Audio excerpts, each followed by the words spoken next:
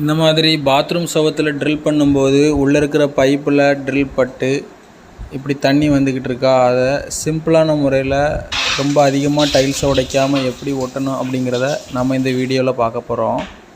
அந்த இடத்த மட்டும் தேவையான அளவுக்கு உடச்சி பைப் எந்த ஆங்கிளில் போகுதுன்னு பார்க்கணும். நமக்கு பைப் வந்து வெர்டிக்கலாக போகிறதுனால நம்ம மேலேயும் கீழேயுமா உடச்சிக்கிட்டோம் அந்த ஹோலுக்கு.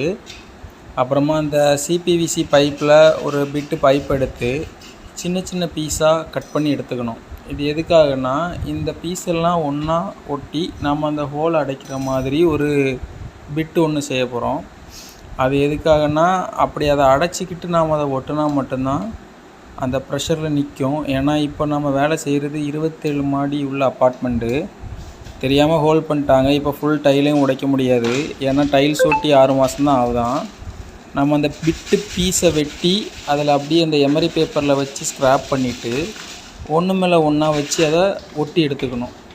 அதுக்கு சிபிவிசி கம்மு தான் யூஸ் பண்ணுறோம். நம்ம அதை ஒன்று மேலே ஒன்றா வச்சு ஒட்டி எடுக்கும்போது அது ஒரு பெரிய பீஸ் மாதிரி கிடைக்கும்.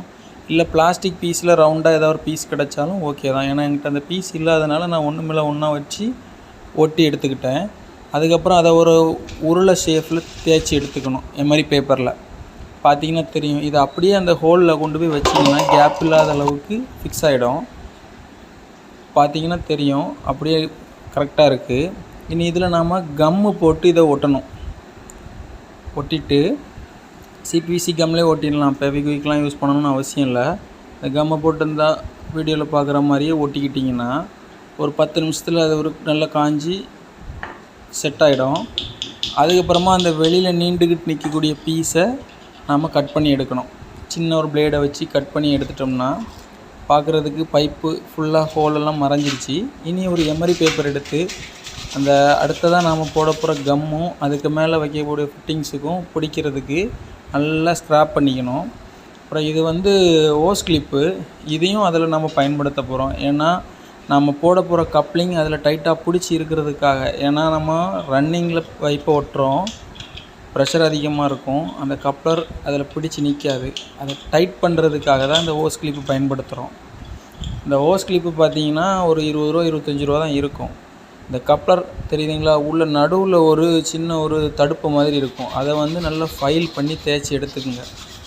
அப்போ தான் அந்த பைப்பில் சீட்டிங்காக இருக்கும். இப்போ தேய்ச்சி முடிஞ்சு இதை 2ஆக கட் பண்ணணும். குறுக்க கட் பண்ணி எடுத்து ஒரு பீஸ் மட்டும் இல்லை, அதில் வந்து ஒரு சின்ன கேப்பை கட் பண்ணி எடுத்துடணும். அப்போ தான் அது அந்த பைப்புக்குள்ளே நாம் உள்ளே தள்ளும்போது போகும், இல்லைன்னா போகாது.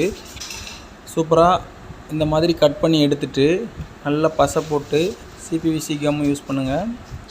சிபிவிசி கம்மு யூஸ் பண்ணி நல்லா ப்ராப்பராக சீட்டிங் பண்ணிட்டோம்.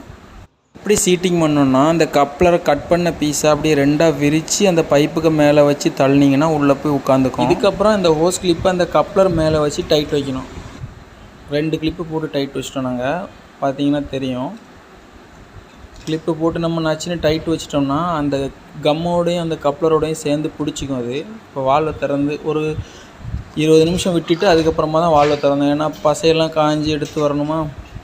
இப்போ பார்த்தீங்கன்னா லீக் ஒரு சொட்டு தண்ணி கூட வரல. இந்த மாதிரி சிம்பிளான முறையில் கூட ஒட்டலாம்.